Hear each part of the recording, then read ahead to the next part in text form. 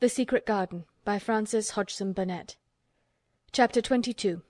When the Sun Went Down. When his head was out of sight, Colin turned to Mary. "Go and meet him," he said, and Mary flew across the grass to the door under the ivy. Dickon was watching him with sharp eyes. There were scarlet spots on his cheeks, and he looked amazing, but he showed no signs of falling. "I can stand," he said, and his head was still held up, and he said it quite grandly. "I told thee tha could as soon as tha stopped being afraid," answered Dickon, "and tha stopped." "Yes, I've stopped," said Colin. Then suddenly he remembered something Mary had said. "Are you making magic?" he asked sharply. Dickon's curly mouth spread in a cheerful grin. "Tha's doin' magic thysel'," he said. "It's same magic as makes these here work out o' the earth." And he touched with his thick boot a clump of crocuses in the grass. Colin looked down at them. "Aye," he said slowly. "There couldna be bigger magic than that there. There couldna be." He drew himself up straighter than ever. "I'm going to walk to that tree," he said, pointing to one a few feet away from him. "I'm going to be standing when Weatherstaff comes here. I can rest against the tree if I like. When I want to sit down, I will sit down, but not before. Bring a rug from the chair." He walked to the tree, and though Dickon held his arm, he was wonderfully steady. When he stood against the tree trunk, it was not too plain that he supported himself against it, and he still held himself so straight that he looked tall. When Ben Weatherstaff came through the door in the wall, he saw him standing there, and he heard Mary muttering something under her breath. "What art saying?" he asked rather testily, because he did not want his attention distracted from the long, thin, straight boy figure and proud face. But she did not tell him. What she was saying was this: "You can do it! You can do it! I told you you could! You can do it! You can do it! You can!" She was saying it to Colin because she wanted to make magic and keep him on his feet, looking like that. She could not bear that he should give in before Ben Weatherstaff. He did not give in. She was uplifted by a sudden feeling that he looked quite beautiful in spite of his thinness. He fixed his eyes on Ben Weatherstaff in his funny, imperious way.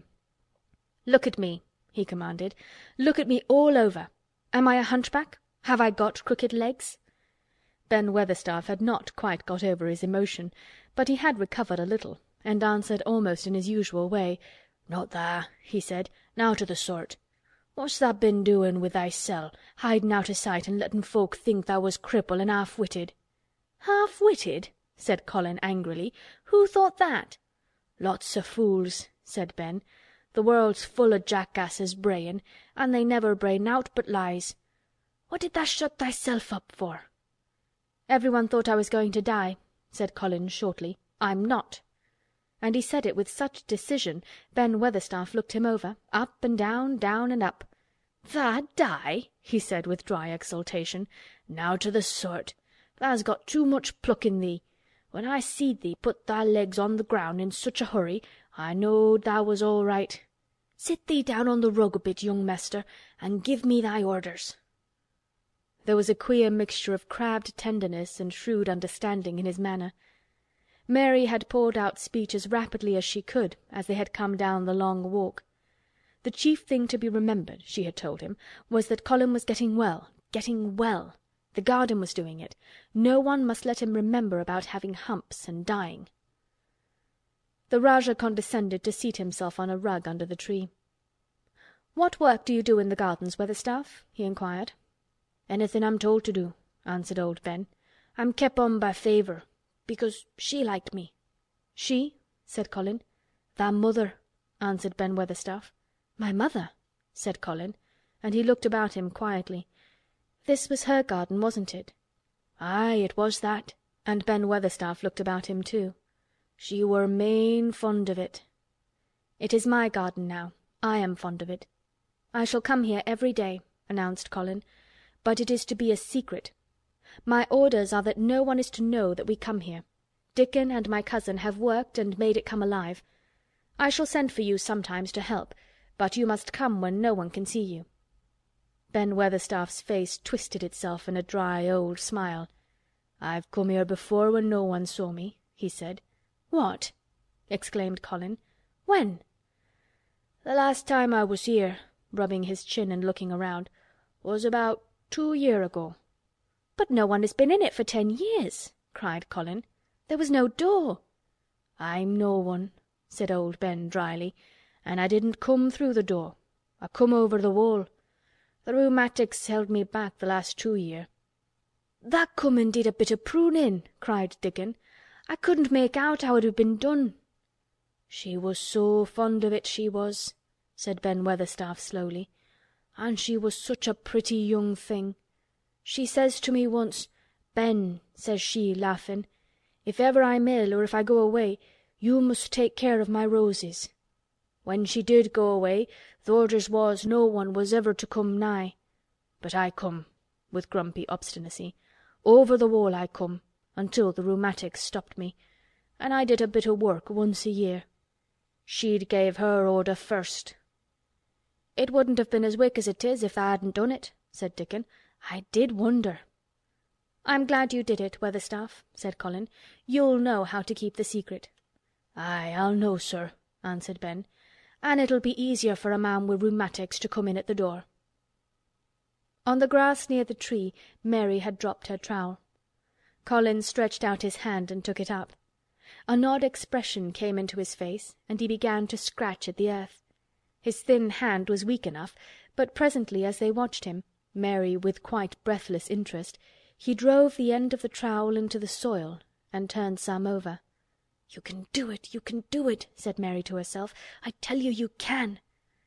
Dickon's round eyes were full of eager curiousness, but he said not a word. Ben Weatherstaff looked on with interested face. Colin persevered. After he had turned a few trowelfuls of soil, he spoke exultantly to Dickon in his best Yorkshire. "Tha said as tha'd have me walkin' about here same as other folk, an' tha said tha'd have me diggin'. I thowt that was just leein' to please me. This is only the first day, an' I've walked, an' here I am diggin'." Ben Weatherstaff's mouth fell open again when he heard him, but he ended by chuckling. "Eh," he said, "that sounds as if tha'd got wits enow. Tha'rt a Yorkshire lad for sure. An' tha'rt diggin' too. How'd tha like to plant a bit o' somethin'? I can get thee a rose in a pot." "Go and get it," said Colin, digging excitedly. "Quick! Quick!" It was done quickly enough indeed. Ben Weatherstaff went his way, forgetting rheumatics. Dickon took his spade and dug the hole deeper and wider than a new digger with thin white hands could make it. Mary slipped out to run and bring back a watering can. When Dickon had deepened the hole, Colin went on turning the soft earth over and over. He looked up at the sky, flushed and glowing with the strangely new exercise, slight as it was.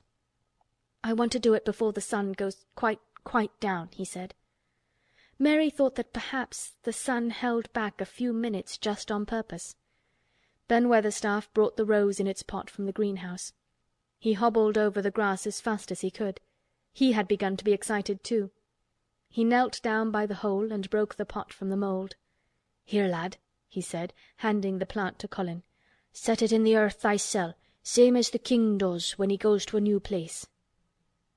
The thin white hands shook a little, and Colin's flush grew deeper as he set the rose in the mould and held it while old Ben made firm the earth. It was filled in and pressed down and made steady. Mary was leaning forward on her hands and knees. Soot had flown down and marched forward to see what was being done. Nut and Shell chattered about it from a cherry tree. "It's planted," said Colin at last, "and the sun is only slipping over the edge. Help me up, Dickon. I want to be standing when it goes. That's part of the magic." And Dickon helped him, and the magic, or whatever it was, so gave him strength that when the sun did slip over the edge and end the strange, lovely afternoon for them, there he actually stood on his 2 feet, laughing. End of chapter 22.